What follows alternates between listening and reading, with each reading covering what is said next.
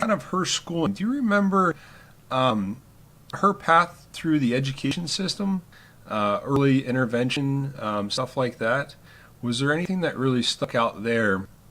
Or I know, you'd mentioned that there were laws that were passed in the 70s that required schools to provide services to the special needs community.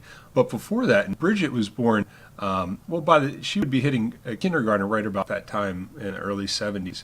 But do you remember, was it a struggle there for the family to get her involved in education? And how did that kind of go there?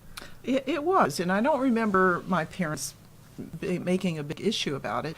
But the law that mandated education for individuals with disabilities didn't come into place until the early 70s. And then it took a while for districts to actually implement the law, even though it came into place at that point. Is that the Wyatt? No, it was Public Law 94-142, which has since been changed Okay. to a different name over the years. But that was it was like 1973, 74 was when it was passed.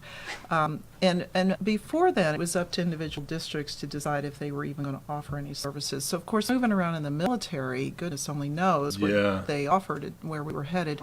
My parents were responsible for finding the therapy, whether it be speech therapy or physical therapy or occupational therapy, because it just wasn't provided by the school system. So we've come a long way with education in serving individuals with disabilities. Yeah, I can imagine that that would be stressful on the mom, the family all the way around, but each time you were to move, and even if you were to stay in one community, that's a lot of, if you couldn't go to a school district and say, hey, this is what my son or daughter needs, and they weren't prepped for it, it's like you were starting fresh and building their system for them each time.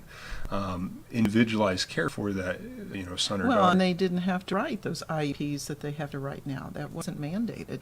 I remember when I was college age, my parents moved to Illinois at that time, and that's when the first time I really remember her going to public school, and that would have been in the 80s, late 70s, early 80s, that she was in a public high school, and certainly in small group classes, because that's all that was provided at that time, and working on eating and care for her and that type of thing. She went to Greenville High? She did. Really?